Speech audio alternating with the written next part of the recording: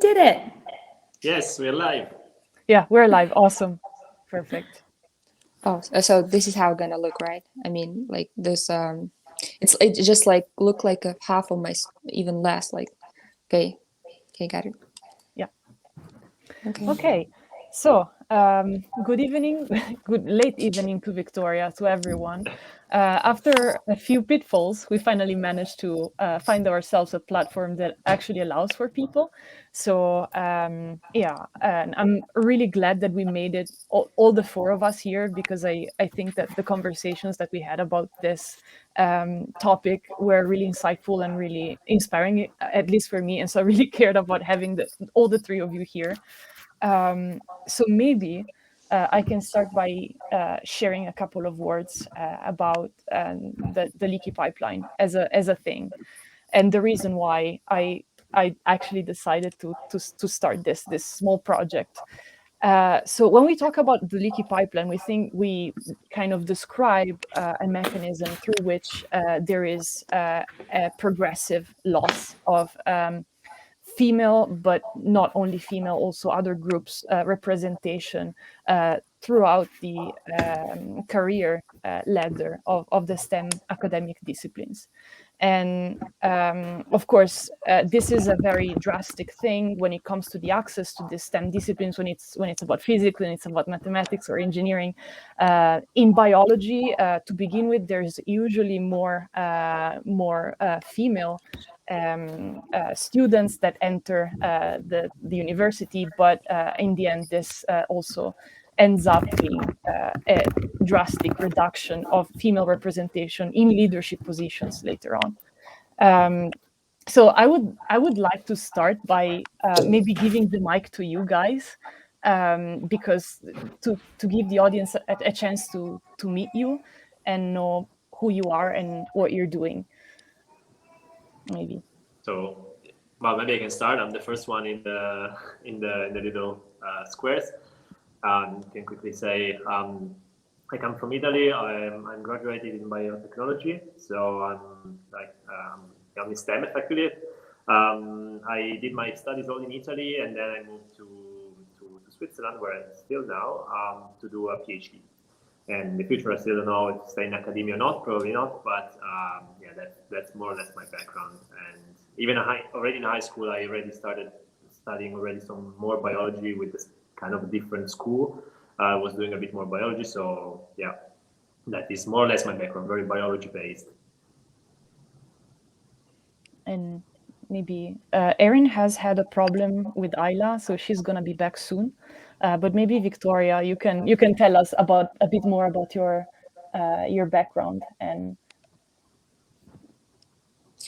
Yeah, so background, like from the beginning, like bachelor, master, and PhD, or just I can repeat.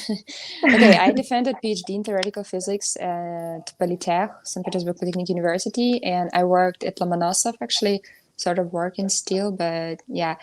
Lomonosov, Moscow State University on quantum computing. And yeah, so I mostly studied physics for 10 years and theoretical physics. So I have my vision about probably some problems or underrepresentation of women, girls in this discipline particularly, because actually I read about girls in STEM, and like when it comes to biology, chemistry, even like medical physics, we have a lot of girls, like more than guys even. My group was medical physics group. We got 9 girls and 3 guys. They were actually so weak, much weaker than girls. And other groups from the same department, radiophysics department, had 9 guys and 1 girl, but they didn't have medical in the name, in the title. So yeah, but even though it was medical physics, we got mathematical physics, theoretical physics. It wasn't like actually some biology stuff. And yeah, so I would speak for, I guess, from physics perspective, even like from theoretical physics perspective, because it bothers me. Why so little? Like I can do presentations in a room full of men, like 30 or 40 men, and me and 1 girl there. And she's like probably a daughter of my advisor or whatever, just like 1 girl, 1 woman all the time. A conference, one girl and other guys, and it's like much worse than in other disciplines. This one's is like so unproportional. Yeah.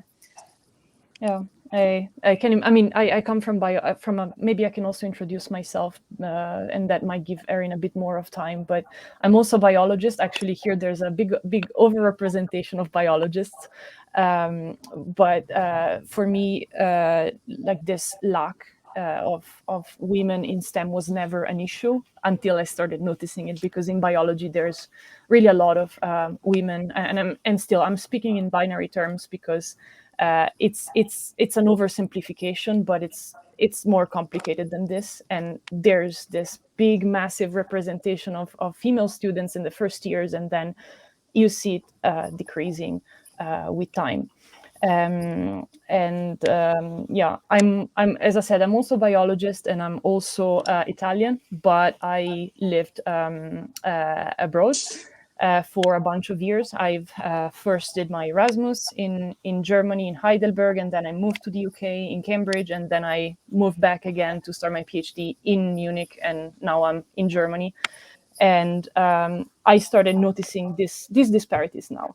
Only now that I'm starting to get in touch with more PIs, with more postdocs, and so on.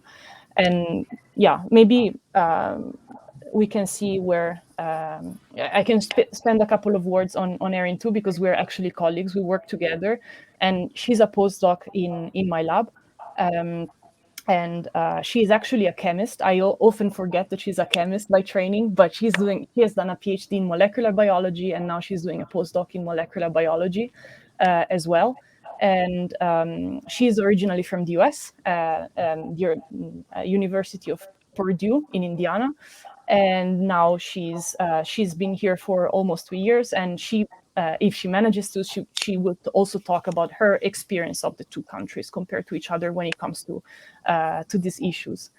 And maybe if you guys agree, we can start by talking about a bit of the numbers, because this is going to be an anecdotal live. We're going to be talking about our personal experiences, but the reason why I cared so much about having all of you here is because you can also share a perspective on the countries where you lived in and where you live, in terms of both data and both anecdotes and personal experience. So maybe we can start by sharing some insights into this leaky pipeline, some numbers that can give people who are not familiar with this environment and with this topic an idea of which percentages we're talking about. So maybe again I can start. Maybe so coming from Italy and then moving to Switzerland. Of course, my my majority of my life is I spent it in Italy, and also I would say as a man, of course, I had much less experience with this on this topic, because I'm starting to realize numbers and experiences in general, like just recently, and also with numbers and statistics.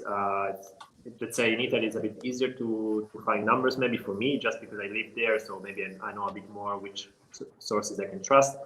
But maybe living in Switzerland, I also looked at more or less how the situation is in Switzerland on this side. And I would say it's pretty much like in the rest of Europe. There are some, of course, there might be some local local differences, but if you look at the graph of the stats, more or less, Switzerland kind of follows more or less what's the EU average, which means that basically when you talk about STEM, if you look at all STEM together, they have a specific percentage. And I would say, like, when you are like bachelor, master degree, you have like almost 50% women and men. Can be a bit more men and women. In some cases, you have more women and men, but it's kind of quite even. And then it drops dramatically when you go after the PhD position. And I'm talking about going from 50% representation in universities to down to 20% when we talk about top positions like professorship, for example.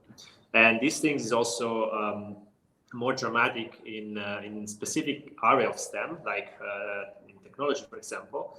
And because, if you look at the average, we talk about only 20% of women, only 20% of top positions being occupied by women. If you go in technology more field, you get down to 15%. So it's even less, with a bit more in biology. Now, I think the important thing is that I think we have started to, not just Switzerland in general, we start to acknowledge this problem, which is the first step to solve it. Many institutes are trying to do something to move it, and I think also like the country itself is start to moving a bit. I have a plot here which I cannot really show because now everything is split. I printed so that I could show it on Instagram. Now I cannot anymore. But just quickly, it shows that basically, if you look at professor positions in academia from 2011 to 2020, so roughly 10 years, the percentage increased of like 11% to 18% of women. So it's increasing gradually.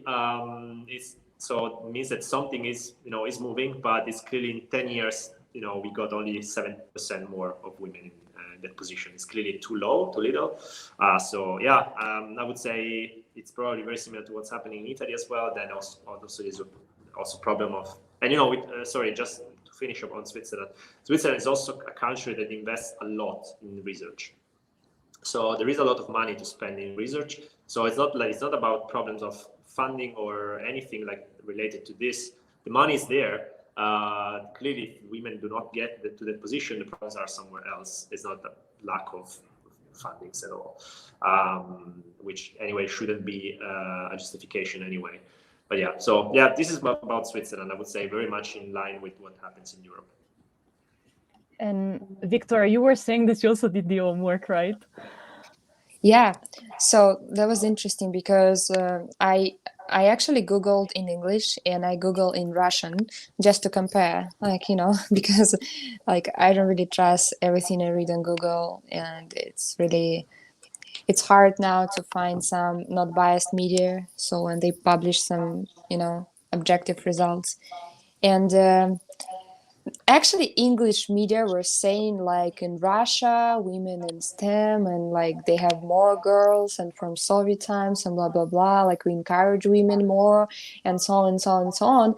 But as I mentioned before, I don't observe this, right? And also I found that in Russian, that we have twice less women, at least, let's say 30, I saw 34% and against 66, right?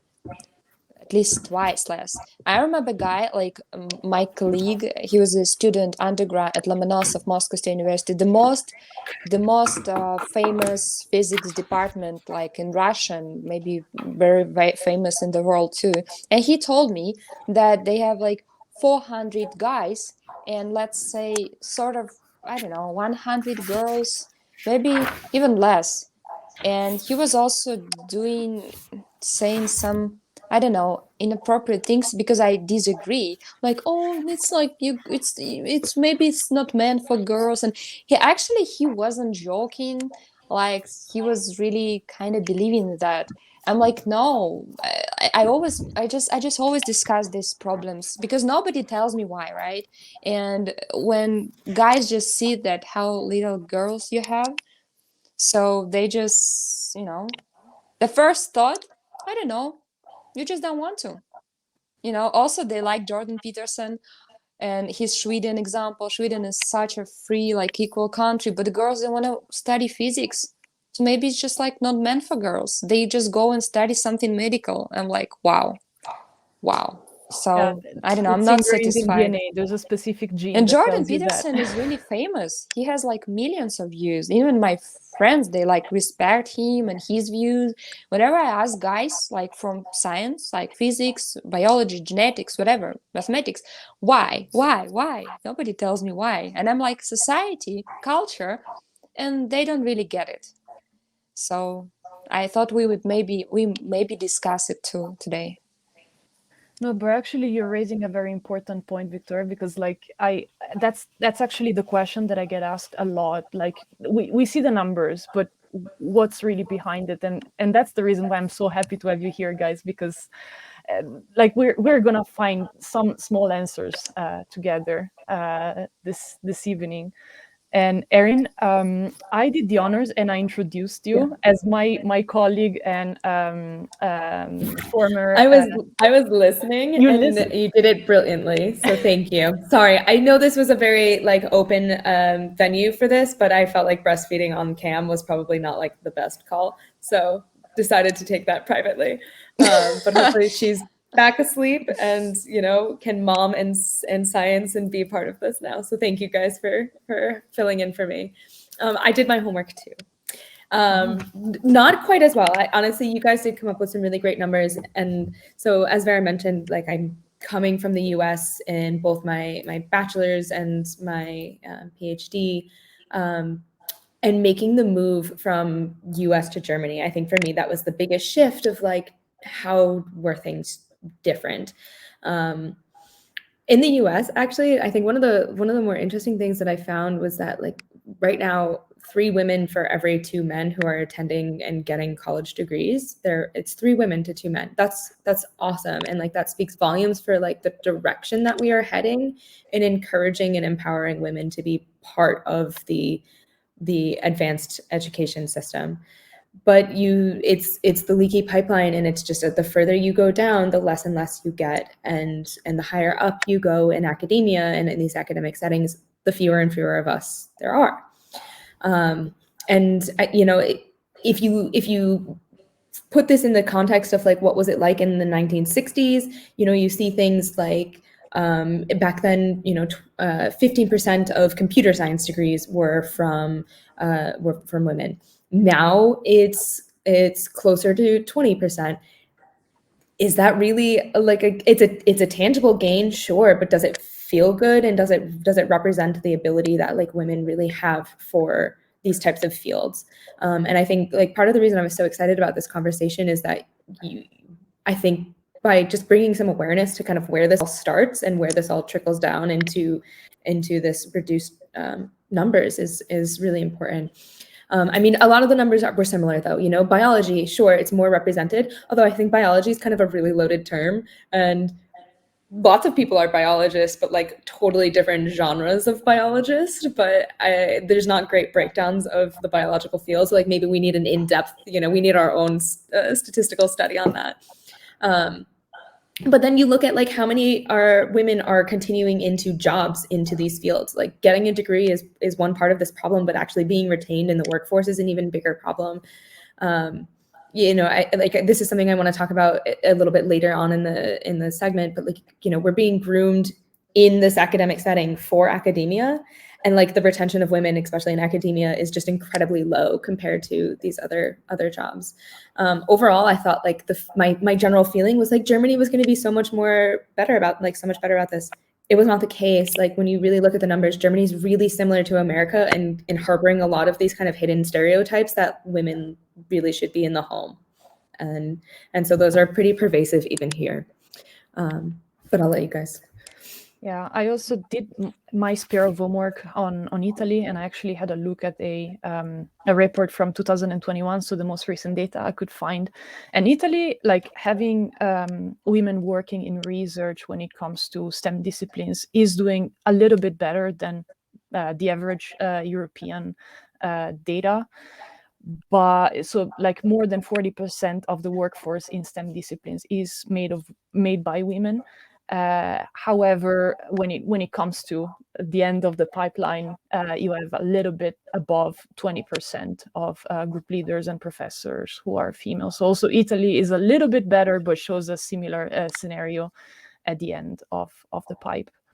And yeah, this is pretty much we can agree on the fact that this type of phenomenon is widespread, is pervasive, and as you can see, you audience from this data, it's not just a matter of a single discipline, of a single country. It's a pattern, and of course, there's a temporal axis. due to the fact that when you have professorships, there's a lower turnover rate, but the pace at which this is progressing doesn't seem to be matching what is happening, like what would be happening if this turnover rate was the only variable in this process. And actually, the reason why I wanted to talk about this is because when we as external people who are not really accustomed to talking about gender gap end up with hearing about gender gap from our institutions, from our Facebook page or our Instagram during this month of the year, these are the percentages that we're fed. And we know that these percentages exist, but we're never really much told anything about the why these percentages are existing in the first place. And so that's the purpose of this live, going beyond the numbers. I have a remark. Yeah. So I just had a thought that actually all my mathematical professors and teaching assistants or whatever, they were female. Only one were dude, and Yeah. he was a dude, and he was really not really so cool. And all my high school teachers were women. I don't know how it works in the US and in Germany. I'm actually pretty curious about it because I'm at work in the US. I don't know where I end up being a mother. So it's really interesting how many, because for me, I think it's the matter of, it matters when it comes to kids. When they choose a profession, they need to see role modeling, right? So do you have female high school, middle school teachers? Because we do have. And yeah, it's a really interesting point, because like it starts early. You know, we're really starting girls early, whether or not we tell them this pervasive messaging of like, you can do these things. And in the US, in earlier school years, you know, up through kind of our high school, this is like pre-college, the representation of women teaching is really high. It's usually a little bit more than 50%, between 50 and 60%. And so like we do see women all over the place there. Then you get to the college level and it drops dramatically, especially if you are a girl trying to pursue a STEM discipline. So it was roughly something like 40% of instructors in non-STEM fields are women, but then when you go into the STEM fields, it drops down to the low 30% of STEM faculty at college universities are women. So are we going to analyze why is this? Yeah. Why is there the dropout? Yeah, exactly. But because I can also tell you that a lot of people in general leave academia because academia in crisis right now. So lots of people just leave academia for more like because for bigger salary, for I don't know, more respect, more comfortable conditions. Bigger salary, job opportunity. I mean, Exactly. academia is just like one place, but you know, in every aspect of my training up until now, I can tell you very honestly, like we are being trained by academic faculty to be them, and to actually get the messaging and the importance of like these other things exist. You know, industrial postdocs should be a thing. Internships within companies should be a thing. I mean, I put that burden at least a little bit on companies to take an initiative there, but also like, you know, we're not being taught by the people who could really speak to that other experience. But then when you look in the US system, I mean, yes, we are flooded with, there is a college for everyone. You can basically be like your own student at your own college. There's just so many. But what are those teaching positions really? 73% of faculty positions are not tenure track.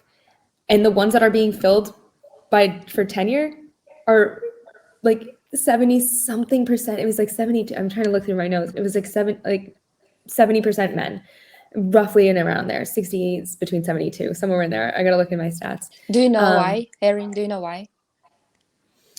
It's going to be a myriad of reasons, but I mean, work-life balance is definitely one. Having the role models there that make you feel like you can succeed and do these things, definitely another. And think about how we measure success as an academic. Did you publish? Did you publish in a high-tier journal? How can we quantify who you are in these metrics that make sense to us?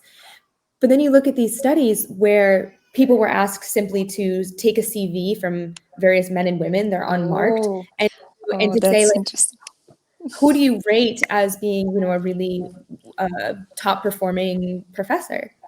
Yeah, Women had about to about publish 3 times as many papers in order to be considered as qualified as their male colleagues in high-tier journals. Or for every low-tier journal they published in, they needed 20 additional papers in order to be marked close to their male colleagues.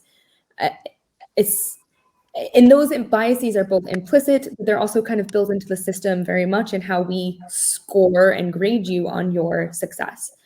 Yeah, there's gonna be a lot to talk about. But definitely, I think Victoria, you're raising a very interesting like point. CV stuff. I was writing, and not writing, but no, CV or recommendation letters, whatever, any like all these letters. I was just reading about it from probably Cambridge and some examples, and so they just made an example. Then when a professor wrote a letter for a like female student of him, female student and male student, and they just look differently. It was like example when it comes to giving your recommendation, you know, just comes to gender, and they can write it differently. Like let's say doctor blah blah blah when it comes to a male student, and I don't know, Vera, let's say, right? Like he just meet doctor, whatever, and just like Vera, she is blah blah blah, like, you know, like, and yeah, she's good. Like it's just like you can read between the lines, and it doesn't look the same good, even though they could be the same equally good, right?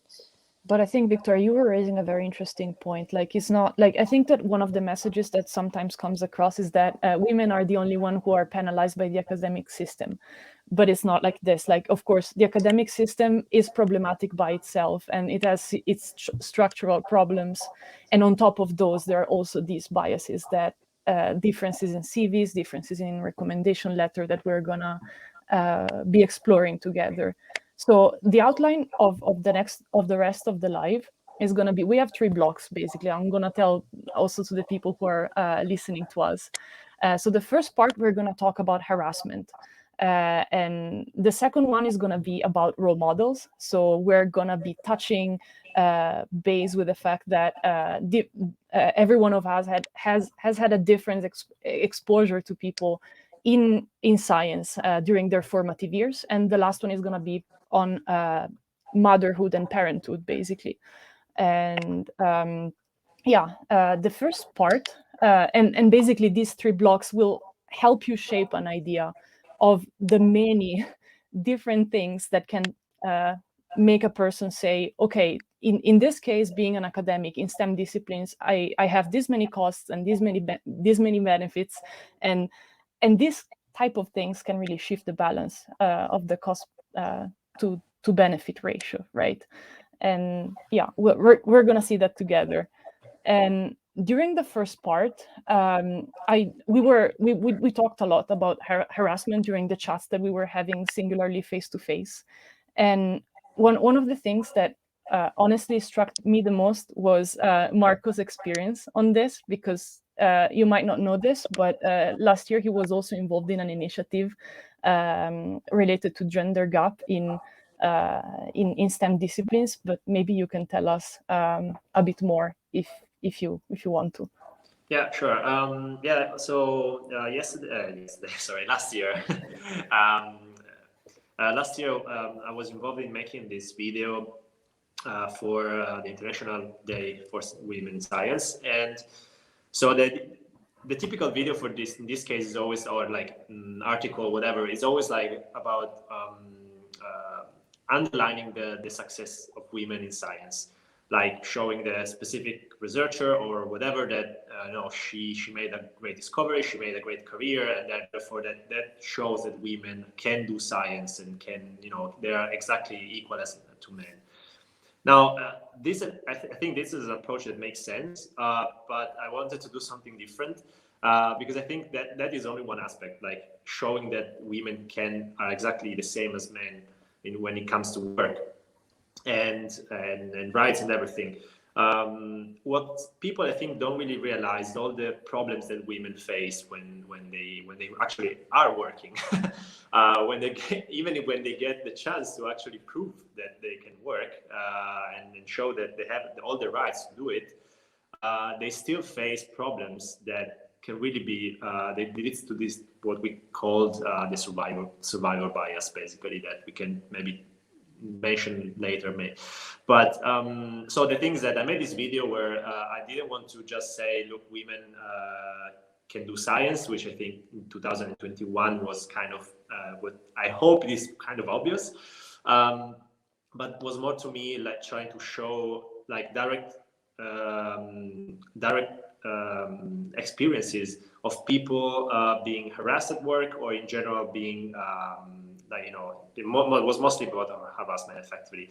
And this for me was interesting because I mean, it was also quite shocking to see that it was very easy to find somebody who was harassed during their career. It was either during university studies, or it was during already during Ph.D, or even already a most senior postdoc level.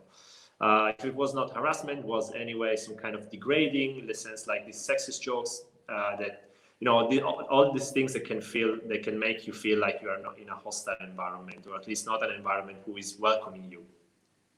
And I thought that was much more interesting and useful than the other approaches, because I think people has to face and people have to know what women face when they work this kind of a toxic environment. They need to know because also sometimes this I can speak as a man.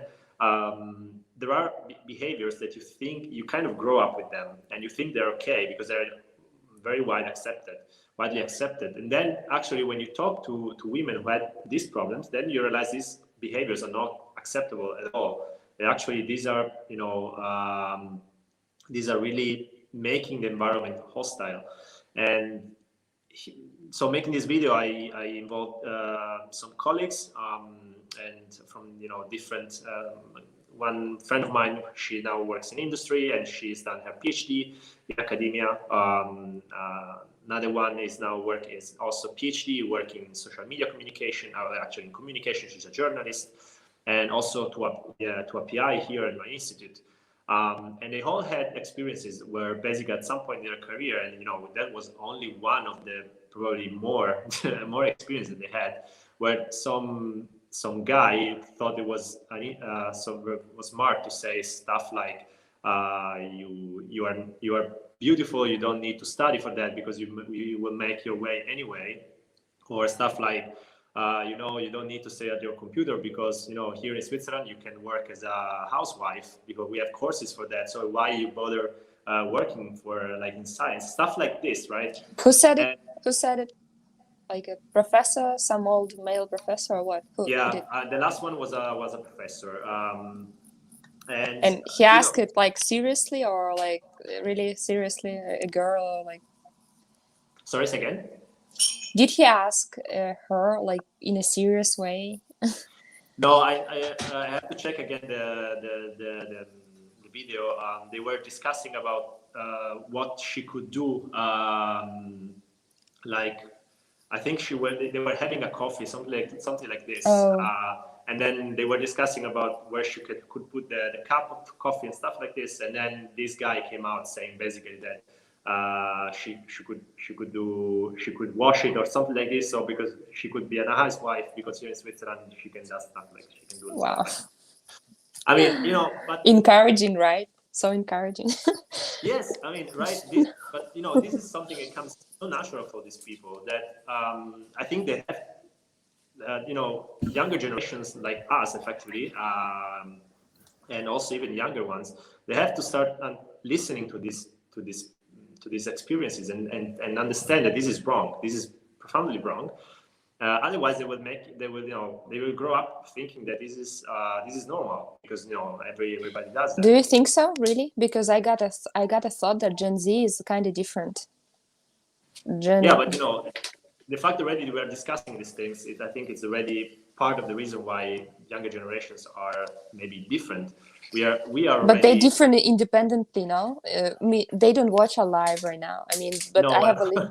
Of course, I don't want to take the credit for that. But, no, but I think in general, like just discussing about this kind of problems that women face during their life. I think it makes people a bit more aware, and also not just speaking about specific problems for women, even just making people understand that we are not different. Even just having this kind of basic concept makes you realize that you cannot say some of the things, and I think this makes a big difference to me, because, for example, again, as a man, you grow up, you have your friends like easily catcalling women on the street, and if nobody complains about that ever, well, we don't have this. We don't have this in Russia, by the way.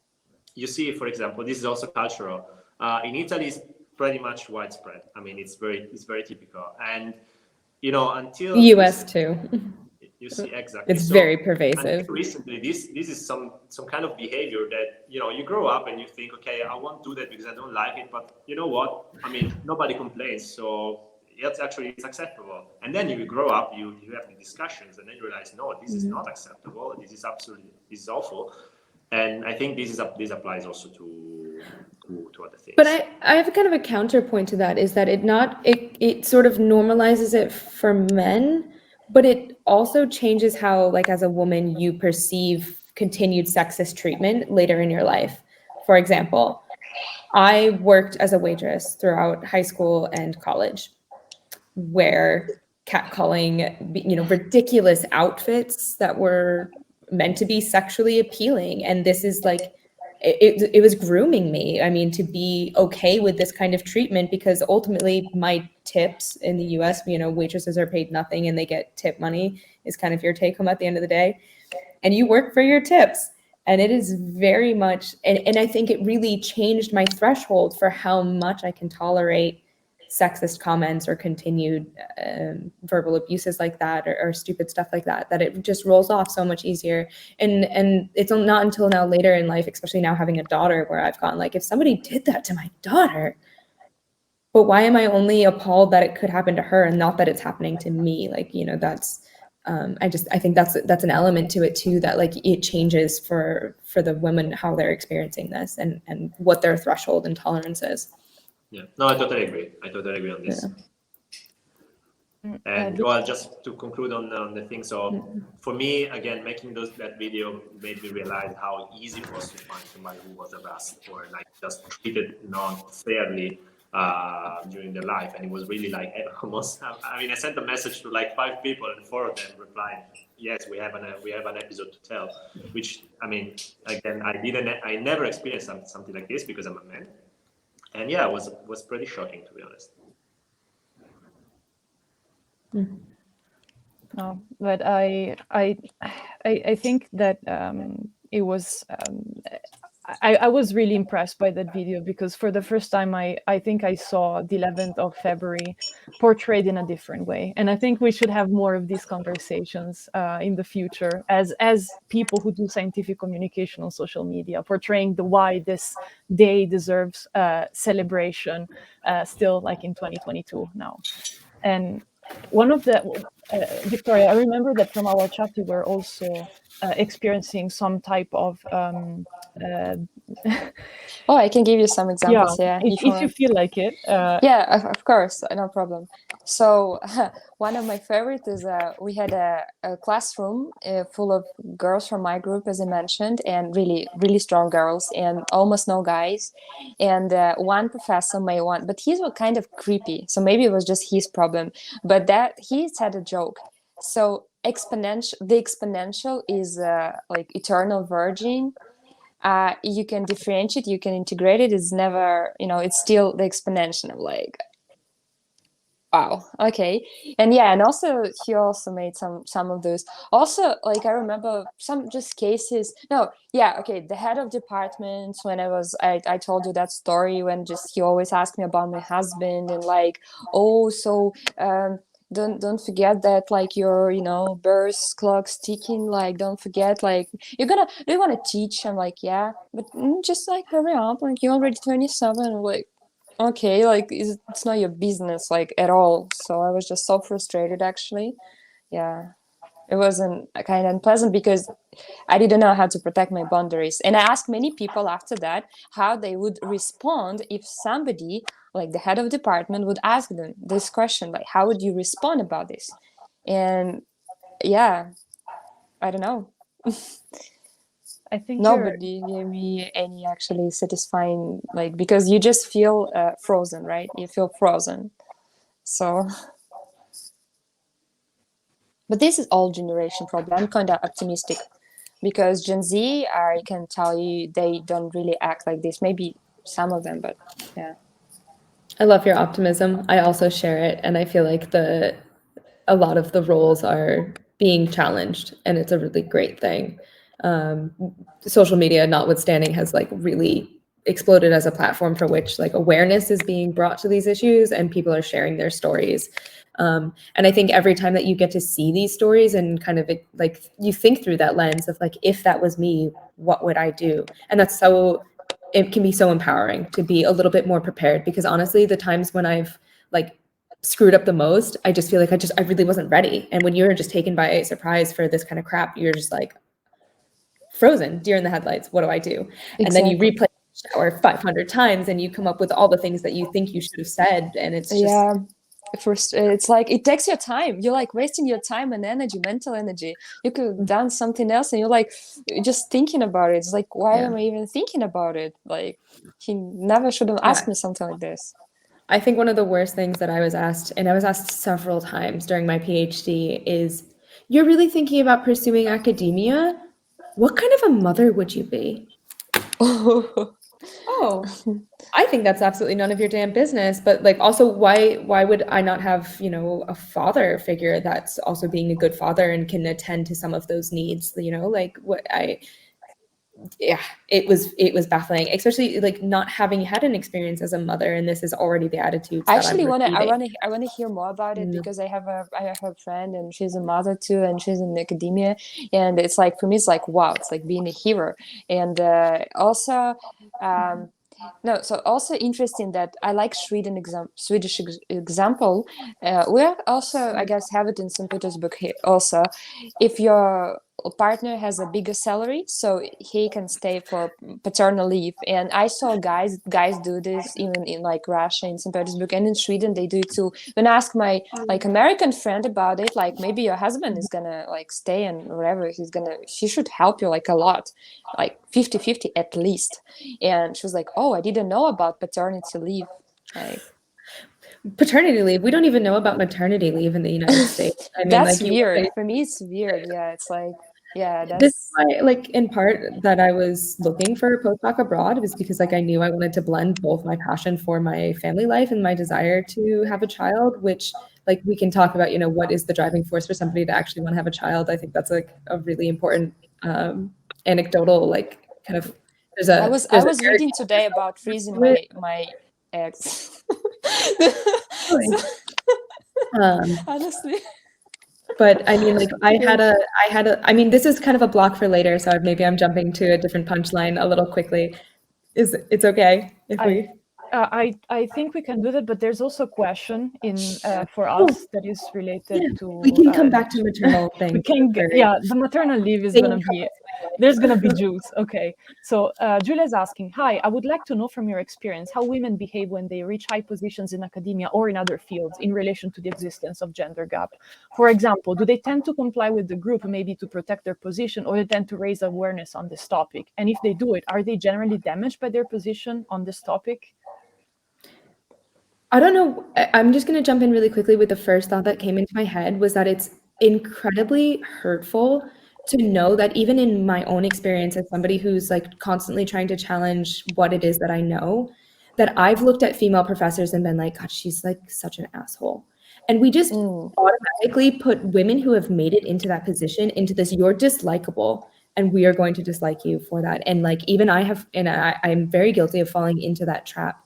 The women who make it into those positions, I mean, certainly individuals can be great, can be totally wonderful, supportive people, but there's also like, they had to fight for so much that I've also definitely experienced a bit of bitterness. Maybe that's not the right word for it, but there is this edge almost to the interaction, that they're kind of justifying themselves being there, and they certainly seem like they're working harder than any of their colleagues to fit the role. And so that's a little my experience with that.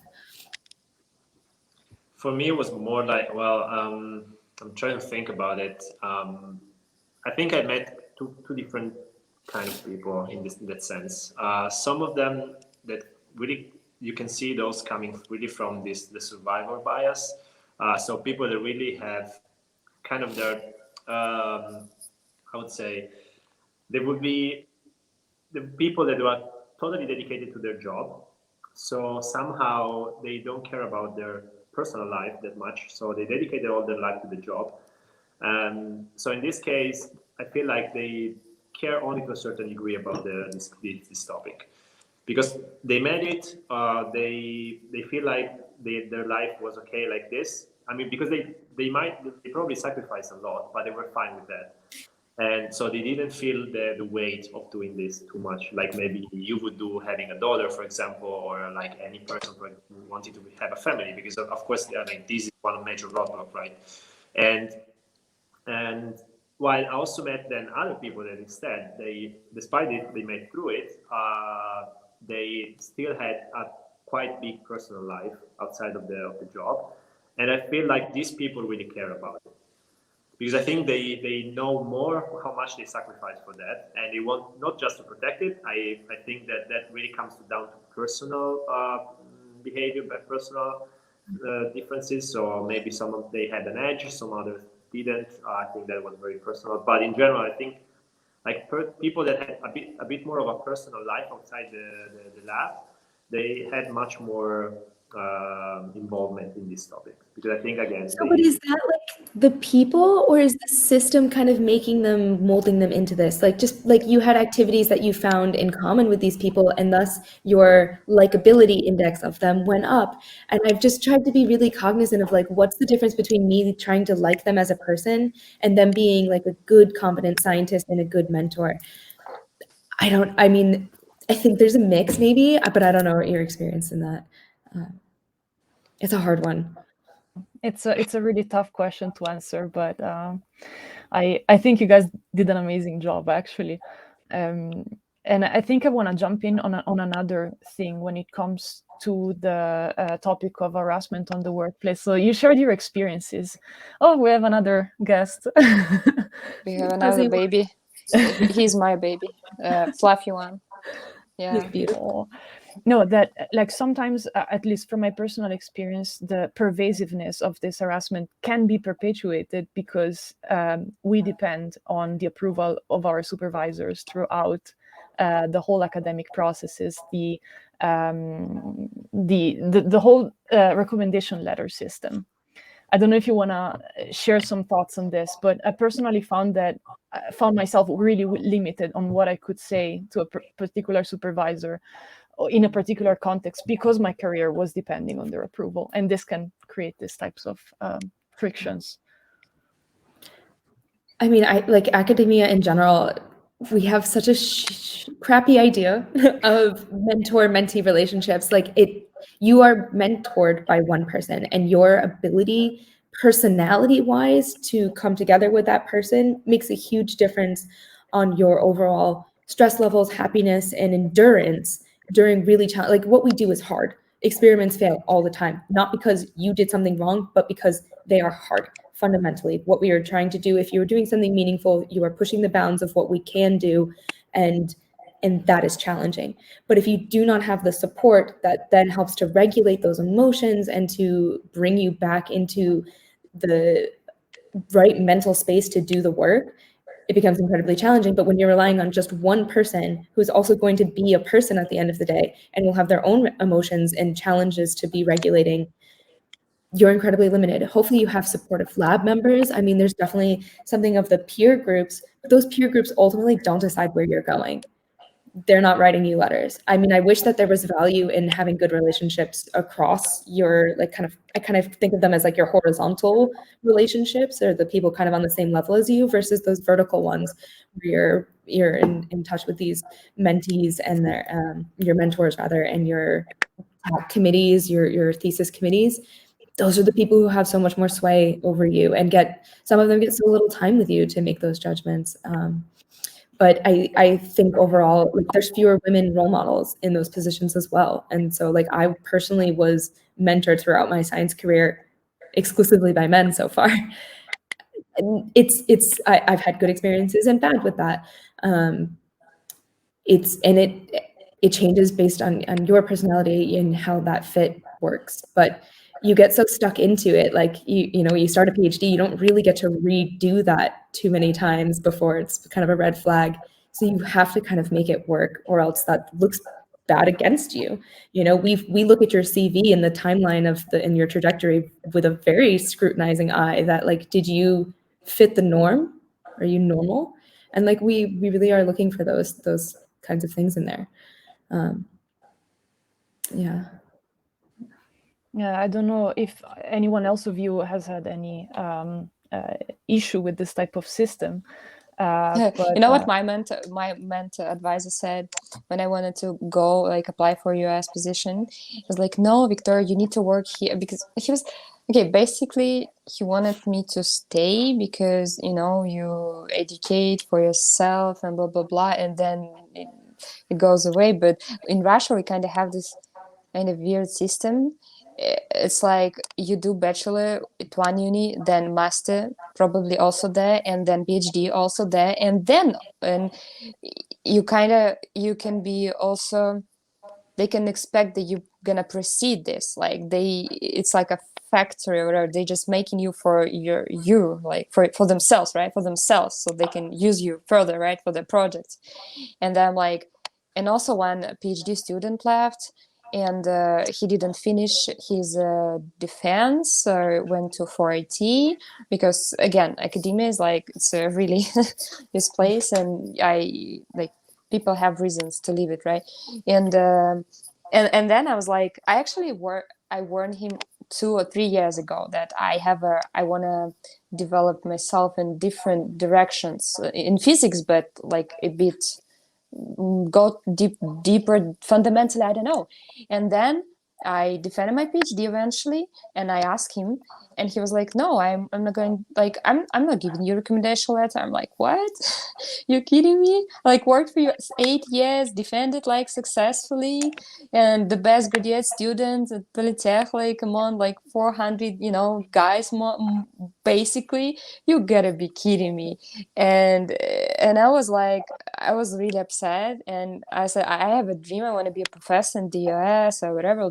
I need to get this experience. It's like my dream. I want to pursue my dream. It's like, yeah, and these dreams and being naive and whatever. Like, it's not that guy is more like to become a professor. He should become a professor. No, you. I'm like, wow. I mean, if I didn't have my character as I do have, it could have crushed me probably. But I'm just built in a way that more you gonna resist. No, the more you tell bad things to me, the more I'm gonna resist and kind of achieve things. So I'm like, yeah. But I was like really kind of down. Hopefully, I got a better letter from a bigger mentor, even who's like above that, my advisor, like, and he supported that, and that professor supported me. It's like director at center, and he supported me, and I was so happy every time I got a cool email, like, I was like, can you like do this? And he's like, yes, of course, yes. I'm like, and my bro, like he's like, Vika is normal, the support is normal. He's from Gen Z, and I'm like, yeah, but still, for me, it's every time, like, after this experience, for me, it's every time, like, it's already hard to do theoretical physics. Again, I mentioned 1%, like, kind of against 99. And even here, you're trying to go and pursue your dreams, to do something harder even. And no, it's like, yeah, it's just like, yeah, mentor, it's really a big problem. It's like you're lucky if you have a cool mentor. It's considered to be lucky. It's not norm, I guess. Yeah, but this is how many people are... Yeah, go. No, it was. I was just about to say that this is like the structural problem of the recommendation letter that happens in academia, and on top the bias that a professor can have towards a certain student. And there's a lot of data that supports the fact that there's a lot of there's a lot of bias in the recruitment process and in everything else. And sorry, I'll leave the word to you, Erin. No, I mean, I just was commenting similarly on Victoria's story. I mean, it is a really warped system that rewards only this kind of like top-down approach, and it's so individualistic. Victoria, I'm sorry that you've had that experience, and I hope that like really improves and you kind of overcome that. But that's the survival bias, is like you're going to be one of the ones, right? No, cool that I got a mental support from professor from FIU. Like, he didn't know me, but he supported me. He gave me his support, like Mantis letter. I was like so happy. Like, yeah. So it's only one letter. I definitely gonna survive it. And again, it's not like he's a bad person or something. It's like, and I'm not. It's not like I'm not professional. I don't have skills. It's more like I don't want you to leave. Like, I want you to leave Russia. Yeah, So he said whatever their bad motivation words. is, they can do this. Yeah. You know, it doesn't matter what his motivation is, like they can do this to you. And yeah, it sucks actually. It's really bad that a student's career can depend on his advisor mood, even mood. This is like, wow. More maybe on a positive note, what were your positive role models? Victoria, we were having a nice chat about pop culture, the movies that you like, people you found yourself interested in. Like, you were telling me about the Interstellar, that exactly, his daughter. yeah, the Yeah, I importance of role remember. models in pop culture and the culture you're surrounded with. Yeah, and this movie is legendary, and it wasn't built like this. They were preparing, like, had been preparing for 10 years. And yeah, I like this actress, and she played well. I was looking like this, like, oh my gosh, she's like doing exactly what I would like to do, like exactly new physics in a black hole. Like, oh my gosh, yeah, I was just like so excited. For me, it was like really, I don't know. It encourages to see this on a screen. I even made a joke today with my genetics friend, also from US.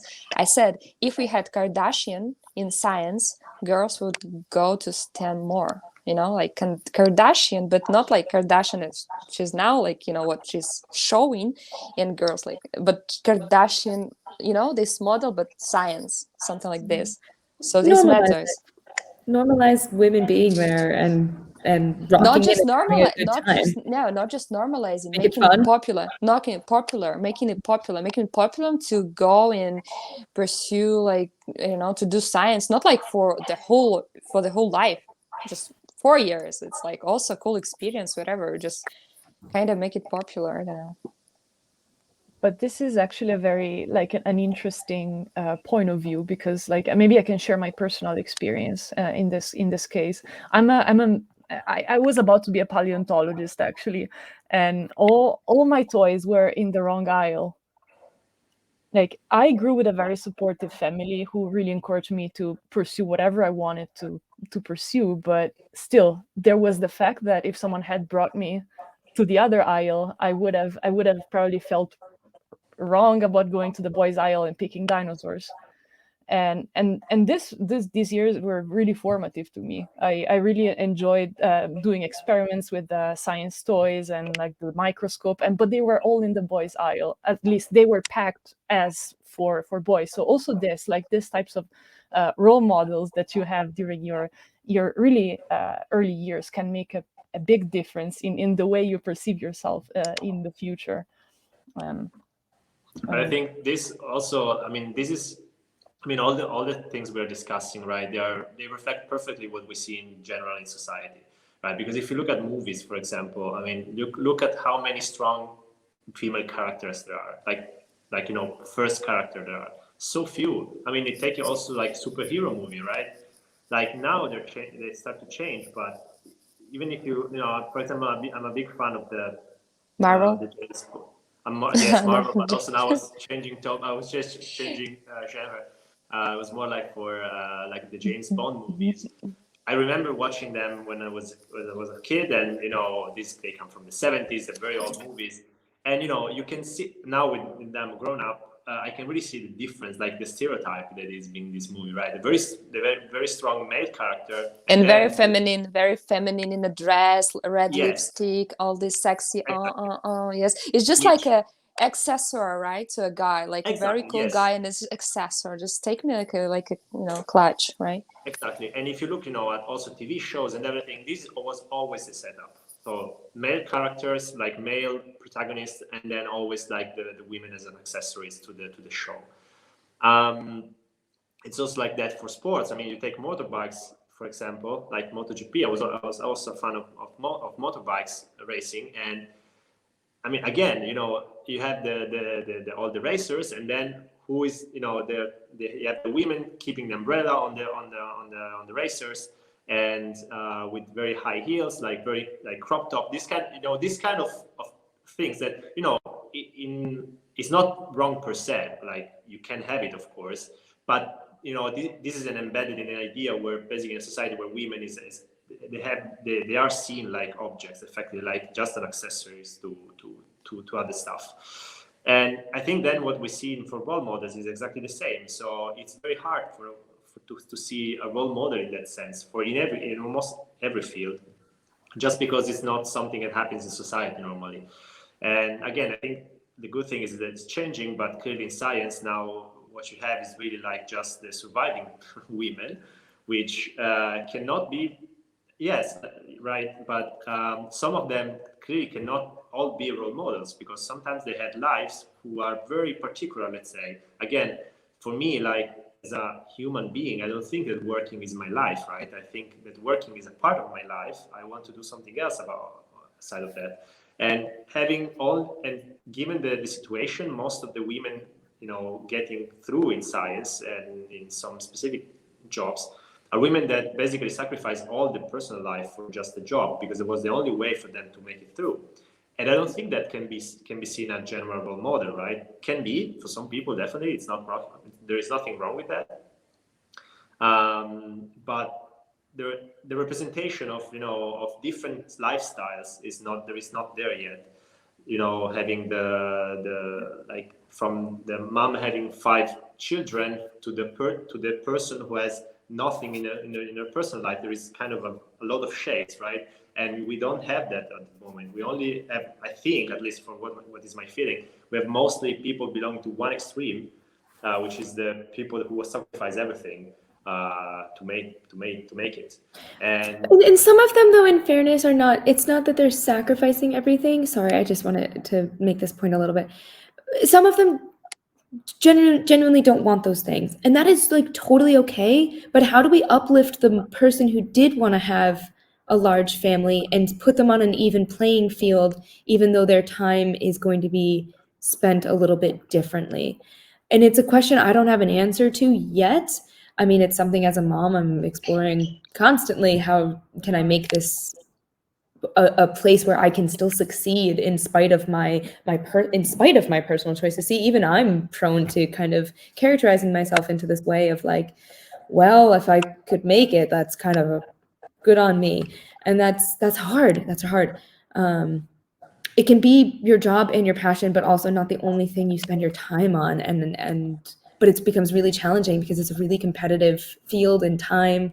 Yeah, it's a hard one. Yeah, I mean, with sacrifice, I meant more for people who want those things, and then for these people who be sacrificed if you cannot do them because you have to care about your job. It's true for these people. It's not really a sacrifice. They wanted that. They achieved that, and that's fine, of course. And yes, I think also the problem is the academia in general, as you were discussing before. And I agree with everything. Yeah. Academia is a very particular place where you are not rewarded in an easy way. So the rewarding is about how much you publish effectively, and not just the quality of your work. And linearity.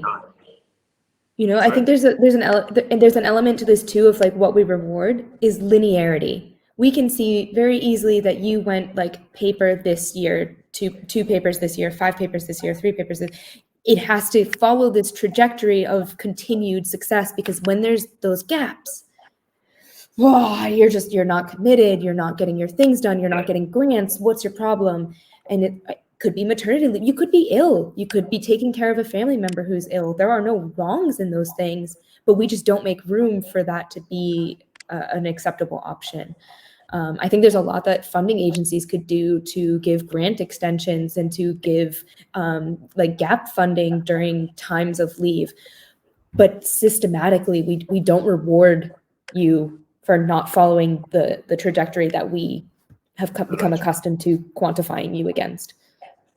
Yeah. And actually on this side, I was talking to Vera, I made this example of also, because already this is a problem, plus then you find also people, and I got the example of this PI who was not hiring specific type of, specific nationality of people. I won't mention anything very away from any name, but he was not hiring people from that specific country, because he was saying that this girl doing the PhD, they were usually getting pregnant very, very commonly, because for them it was normal to have a family at a young age, which is not. That hurt me so much to hear. That hurt me so hard. So basically, he was not hiring them, or he would prefer not to hire them, because of course he was saying, yeah, but if 3-4 year PhD, if you stay out 1 year for maternity, how you can do your job? I mean, this is, you can't, because there's like nuts. little way to, you can't like back up the funding and stuff too. I mean, it's like fiscally a like challenging decision to be able to support. Oh God, that hurt on so many levels. Yeah. And Victoria, you also had a similar experience, right? With the feeling of the perception of not being able to cope with a potential maternity and keeping track of what's happening in the field, or more like I don't know. I always try to understand both perspectives, like a male perspective and female perspective, because I have lots of male friends. Actually, majority of my friends are male, so I discussed those problems with them, and they're actually interesting. They also have these problems, because my problem was like this. Okay, so let's say I want to be a professor. So a position, right, and let's say, what if like Russia, like US, okay, how many years do I have, right? Okay, oh, not many, because I need to give birth like by 35, right? Because it's my deadline. There is my deadline, right? And so do guys have the same problems? And I just today discussed this, and actually one guy, and he told me that he might be younger than me, and he told me that actually he's thinking about it too, but he's from genetics. He told me that he's gonna freeze his, and I'm like, okay, should I too? And I just realized that guys think about it too. It's not only like for me it was only my problem, only a problem for women, but I just realized that actually guys, they have this pressure to be a husband, to create a family, to have kids, because their fathers already were fathers when they were 20 and blah blah blah, and they actually also have this pressure. But I don't know, I used to think about myself and like, oh my gosh, I'm poor. Yeah, but I would be so curious to to ask him and lots of men in this position that are thinking about wanting families, like what are their long-term concerns. Men in general are rewarded for doing things like, you need to take time off to take your kid to the pediatrician. Well, you are such a good father. And as a mother, it's much more, that's really starting to cut into your time, and you really need to move things. You could put these appointments at better times, or it's like you should do it by default. Yeah, because they expect you to do it by default because your mom. But when the also, husband does it, that's just such a nice thing. Yeah, but the problem is that I cannot change society but like tennis. Yeah. And so I just think, how can I make changes on my own? And on my own, I just, like, if I have a partner, he's just gonna do the same shit I do, like 50-50. no way he's not going to. And I kind of have experienced, and it kind of works. So it's not going to be like, oh my God, but it still is going to be probably 60-40 at least, because honestly, moms, they just spend more time with kids, just like biology probably, right? But honestly, I had at the beginning. My husband was a stay-at-home, took paternity leave for a year in support of my postdoc. Wow, and despite how much time, it was awesome. He's been totally fabulous, and he has a great relationship with our daughter. But there are certain things that, like, especially breastfeeding, she sees me for support and for food and for comfort in a way that, like, he just can't fit that role. It's just not the same relationship. And so it's like fundamentally a different need. He can go out in the evenings and stuff, but like when it comes to bedtime, that kid's looking for mom. And there's nothing wrong with that. That's just normal, biologically normal for her and normal for us. And like, fortunately, we've had the ability to make that work. My husband's started a postdoc in the US right now. So that's why I'm solo parenting and doing bedtime. Hopefully she's in REM sleep now though, and she's out. But so I actually think that the problem is bigger than Gen Z. I think the problem is also economical, because economically we're the worst generation. We have more problems than our like previous generation. So we need to work both, like you and me and my partner, we both have to work to maintain the same things, right? And it's just economics actually forces you to do it. And and the same actually goes to academia. Honestly, I like IT, not in terms like I like it by heart, but I like the culture in terms of they have a lot of things like bonuses, privileges. So academia really needs to kind of look up for this, like academia has catching up to do. I don't know, Erin, do you want to share some juice on the bureaucratic hell? Oh my God, yeah, please, I want to hear. Or the US. We can compare and contrast it. My experience in Germany is drastically different than I had a lab mate during graduate school who had a baby. The maternity leave that she was given is completely abysmal. There is no maternity policy. She worked up until about 2 weeks before giving birth. She was lucky in that she gave birth close to Thanksgiving and Christmas. And so her maternity kind of bled through the holidays, giving her almost a full 6 weeks, which is like really big for America and completely horrific. At the end of 6 weeks, I was still bleeding. Germany gave me only 8 weeks though. In Russia, you have 1 year and 6 months, probably, but not not sure about academia, but we have laws. No, we have law. Like we have a law in Russia. It protects women, I guess.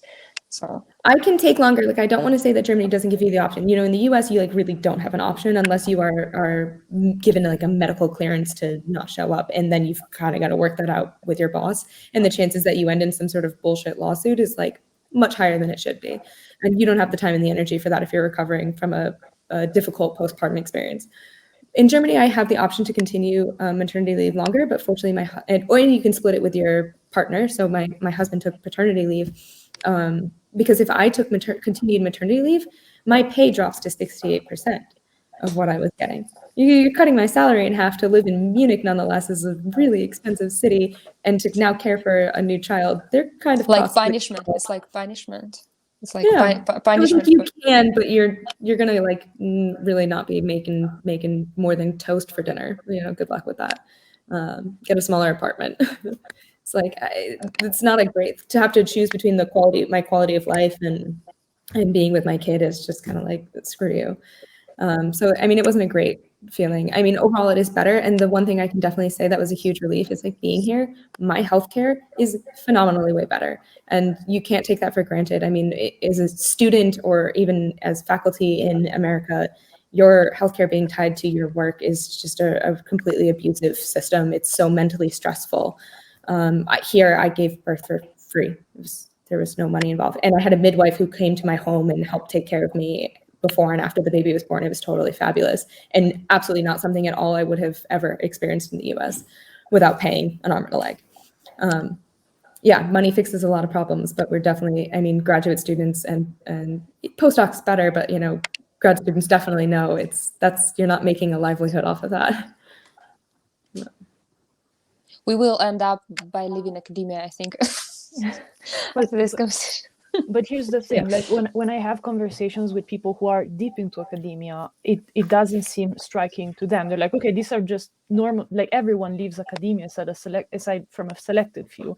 But that's the thing, there comes a time where I have to evaluate your options, and you're like, okay, if I want to have kids as a woman, this is how much I can go through academia without it being extremely painful for me in some cases, right? While for someone else, that roadblocks comes afterwards. But there's like a huge problem here too, is that like we are so transient, we are in positions that are not so long contracts and things, and so you could shift. And one of the messages that I thought that I wanted to get across today is that like do your homework, like we did our homework, do your homework before you go somewhere, so that you kind of know, like, if my situation went in this direction, what will it be like? But how you can't guess work your way through where are you going to be in the next 5 years. Science is so global, which is like completely wonderful, but also really difficult, because you could be so many different places and end up so many places. So like embrace that excitedness, but like do your due diligence and like know what you're getting yourself into. I didn't know what I was getting myself into in Germany, but I just had a feeling like it was going to be better. Yeah. Many of the aspects are. The food is not. Go to Italy. Italia has the best food. I voted. My followers voted because my friend said that Mexican food is the best one. I said Italian, and we had like 150 people for Mexican and the same amount for Italian. So it's like Mexican. I miss it. Italian. We have at least two Italian. Two Italians. My heart belongs to Italy too, so. No, but it's fine. I'll be the one outstanding. Go to Carlemente in Roma, and you will love Italian food. Like again, you will fall in love. Oh, don't talk to me about Italian food. I'm in a craving state right now. You can eat though. It's not 1 a.m. for you, so. Oh my god, yeah. But maybe we can wrap it up very briefly. Like I can also maybe share the experience that I had with maternity, which is not much, actually not at all in first person. But I was recently at this seminar where the speaker was a PI in her early 40s with 2 kids, and basically she was talking about her life. Like it was meant to be an inspiring chat for the students there, and she was supposed to be the woman inspiring other young women, and she talked about the hiring process she went through to become a PI, and she basically got the interview for her PI position when she was due, basically during the 2 weeks where she was due. And she told us, well, but I was given the chance to do it online. It was pre-pandemic time, so it was kind of unprecedented. And she was like, they were so lucky to let me do this. And that really struck me. Like, this is the people who make it through, that are sacrificing their due term to do PI interviews, and the system tricks you into thinking that they're doing you a favor because it's in Germany gives me that 6 weeks before giving birth, around your due date, and thank goodness, because like I couldn't imagine trying to do that at 2 weeks when like I really was. I mean, I was sitting on the side of the tub. It was summertime, and I was crying hysterically because I was like, my feet got so fat, and they're just and like I don't know like how you handle that in trying to be in a professional setting would be really difficult. So good for her, but also. Yeah, I mean, I totally understand someone not wanting to put herself through the whole process of interviewing for a PI position, especially the stress that you have for giving birth, and the stress that you have to endure throughout the whole interview process. And if it goes well, you have a PI position, but still, if it doesn't, you've really given up on something important for you. And yeah. I don't know if there are any questions from the audience. If someone wants to ask us something, maybe that's the right time.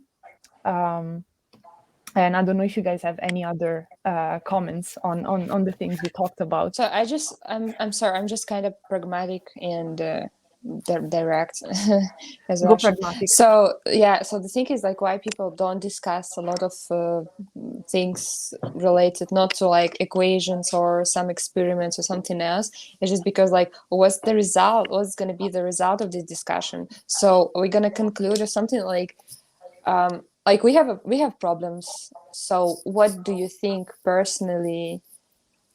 What do you think can help us to solve it, like this disproportional, distribution? Maybe I can quickly comment on that. I think, well, first of all, talking about it, I think it's important, especially for, I think, yeah, I would say for men on one side, because they start to learn what the problems are, because there's many times they don't realize it. And for women to also to know that these are problems effectively, and say, so if they do feel bad for these things, it's not because they're wrong, but it's because these things are effectively not the way they're supposed to be. And so I think this already will make a difference. Now, let's say in a practical way, in practice, I think a lot must come from organizations, right? From people who actually put money in stuff like, extended paternity leave, maternal leave, giving more, paying also maybe figures that in different institutions that can avoid some sort of specific scenarios. Here in my institute, luckily we have a figure like that who, if you have problems, she takes care of this. And she avoids that, you get mistreated or like if you get kind of sexist comments or anything kind of discrimination, you can complain with this person and try to solve the situation. I know that other institutions don't have this kind of figure. These are all the things that can make life easier. Now, of course, I think the biggest problem is culture, right? Because if I know also the problem is that some women don't apply for specific positions because they don't feel like because they see that most of these positions are held by men, and specifically maybe in that particular place, and they don't apply for that. And or if they would like to apply, they are not encouraged because, again, as you experience in yourselves, you have this problem of people sometimes try to discourage you to actually pursue dreams. And so it's very cultural, and this can only be solved really in a very long time span. It's already changing. As you what time, like 100 years? No, I think it will be much faster. As you said, Gen Z is already changing. So I think, of course, I would say, I guess, while our generation will be the old professors, let's say, so when we will be, in 30 years, something like this, stuff will be already quite different from now. Because our generation already felt all these things and are trying now to solve it. And once we will be a bit more power position, then we can make already a difference. But it has to come also from really the culture itself. So also the way stuff is taught in school, cultural, popular culture, everything must change. And again, it's gradually doing that. And in short term, I don't think there is a lot that can be done that can really solve issues at the origin of the issue itself. You can do stuff definitely that can solve maybe in short terms, but the problem is we were discussing with Vera is a completely different topic. I won't open that. I would just mention that sometimes short-term solutions might be useful in the short term, but they can also be used in a wrong way, in the sense that, okay, now we have implemented this solution, and that's it. So we don't have to care about actually the real problem at the source of the problems. And so this can be, something that solves the problems in the maybe 5-10 years, and then in 20-30 years, nothing will be changed, and it will be even worse. So, yeah, in practice, it's very difficult. I guess also it's not really up to us to find concrete solutions in a Facebook Live. But I think already discussing about that. The next live is gonna be fixing the holes. We found them yes, in this exactly. live, and then the next one we're gonna fix them. But again, I think I have some these problems is a very important step in the problem. In solving bringing awareness is a huge part of it. I do have some comments, at least maybe as a prelude to the next live, of like how do we patch up these holes with something that's not just like some epoxy and just like a wing and a prayer and hope it sticks. But if we're getting to the kind of like the wrap up portion, then I have just a quote that I wanted to share that kind of reflects on these things, on the themes that we've been talking about. And it's from the University of Michigan, in the College of Engineering. It's from their dean, Alec Gallimore. And he says, when I tell people we have a 50% gender equality in our leadership roles, I mean, we're talking about, you know, the people who are really running these departments, I often see an unspoken assumption in their eyes is that we passed over more qualified male candidates to make this happen. And that is emphatically not the case. What the University of Michigan is doing is both incredibly important to be bringing women role models into these positions of power where they can affect change, because change is going to come from that top portion. It's going to come from us pushing that top portion to do their job in a way that makes a more equal and fair playing field for all of us.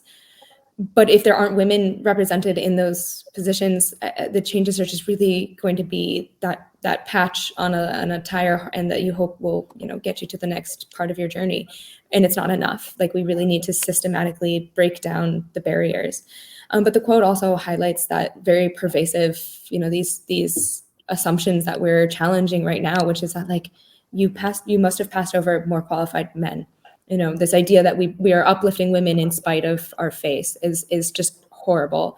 And it very much hits the tone of, like, you know, of what we need to change. But things that I in general, like, if I really was to come up with a laundry list of things I would support, you know, to help kind of bring this gender gap down, are things like gap funding. When you have maternity leave as a PI, as a graduate student or a postdoc, that there is a system in place in the science funding that you have gap funding a year and a half. I mean, your child doesn't stop being a child after a year, but I mean, it's better than we have to start somewhere. And you should be a part of that first year of life as much as you can. It's precious, and it does go by so fast. But by kind of using gap funding to cover up that gap in your resume, it would allow you to, like, continue on with funding not being as big of a challenge and a stressor. Certainly legalizing, you know, working on equal pay, legalizing and making it an enforced thing that maternity and paternity leave is it's just not a negotiable thing. But then how do we make that not a dent against your resume? And I think, like, things like gap funding would really help. Normalizing supporting non-academic careers. We are being trained by academics to be them. And the science that we do can be really great and really valuable and really important, but it doesn't necessarily always give us the skills that a company would be looking for. And then the company can hire you into and kind of teach you the things that you need to know there. But to make this a more accessible thing, I think would pay off huge for people going through the STEM disciplines. Earlier role models. I look at my little girl now, and all I can see is all the ways that I want her to know that, like, science is cool, math is fun, and it's okay if you don't love those things and you don't want to go that way. I have I just read an article. They compared, like, how, like, why we have, probably, I'm not sure, but, like, why Russians have more girls in mathematics, like at mathematics, than Europeans or maybe Americans, because they say, because Europeans train that mathematics is like a game or fun or something. And I was like, okay, yeah, maybe it's like we have a hardcore Soviet past training. It's not like mathematics fun, but yeah, I don't know. Yeah, but I know what you're saying. It's just, it's super true though. Yeah, if I had a daughter, I would teach her, like, mathematics would be like one of the kind of mandatory. And if I notice that she's really into math, I would try to help her to develop it. If I've noticed she's, like, into art or literature or whatever, I would try to help her to develop there. Well, then I'll call her aunt, because she's the artist in the family, not me. But yeah, great. But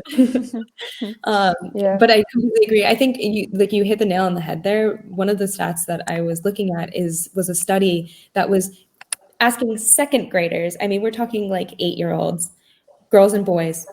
How good do you think you are at math?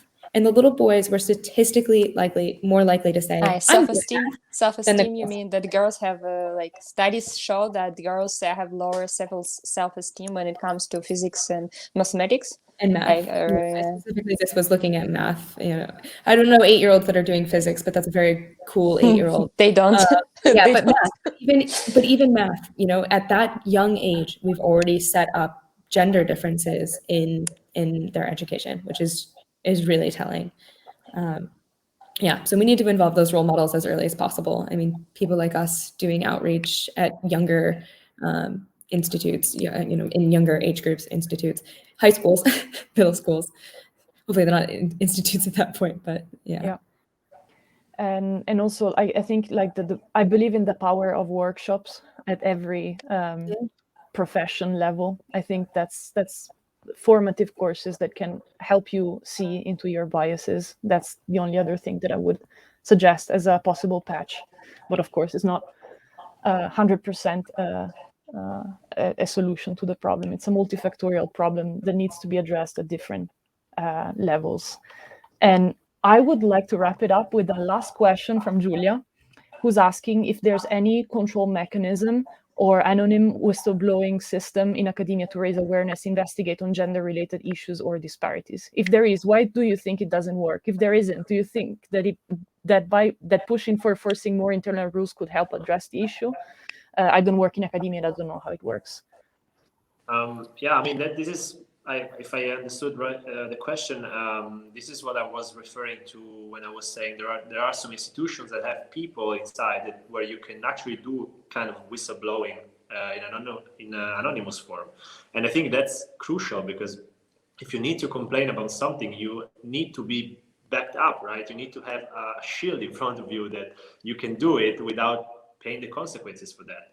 Because that, as you were saying before, with the recommendation letters, CV and everything, you are always like in check. You're always obliged to somehow take discrimination and everything, and then just shake it off, and that's it, because you cannot really complain if you I think there's so yes, there are figures that in academia that are important for exactly this reason. Now the thing is that not all institutions have it, and I think that is one crucial figure to have in every single institute, not just in academia, and also you can do also that in industry, but it's a bit different system, of course. Yeah, a more organized one. I mean, I would say, at least my experience in the US university system, it's going to vary dramatically by university. Purdue, for example, in my department, we had a 3-strike policy. So you get to have 3 terrible offenses against you before we'll maybe take action. And those offenses, it's very much into the interpretation. We have none. So you guys, at least you have. Ours is very much a kind of a pat on the back of, we're going to make you feel better that you said something, and we wrote it down, and nothing becomes of these things. So it's a really loose system for sure. I mean, some universities definitely are making a stance of doing this better because big scandals, make for these changes. But it doesn't. But I mean, I think you're totally right, Marco. It doesn't work because the people who you're reporting on are often the people who are in a position of power over you. And that will be guiding your future career. If they're the ones writing your letter and they know that you were complaining about their behavior, then, you're just, an unreasonable person, and there's no way I want to write that letter. I think another part of this problem, though, is that in part, we're transient workers in a lot of sense, because we are here for a finite amount of time. And so the problems disappear each time the cohort of students turns over. Disappear. They change faces, the problem is still there, that person probably still behaves in a way that is inappropriate, that is sexist, that is wrong, whatever the issue may be. But with each of us carries our story away. And in 5 years, your PhD student is gone and is no longer your problem. And a lot of times I felt like I didn't speak up for my problems because I knew that these problems would end with me, because I'm going to graduate, I'm going to go. And then it'll be over. I don't know if more internal rules, I mean, certainly some more organized bureaucracy could probably help, but it's definitely got to fit to the departments and be more usable.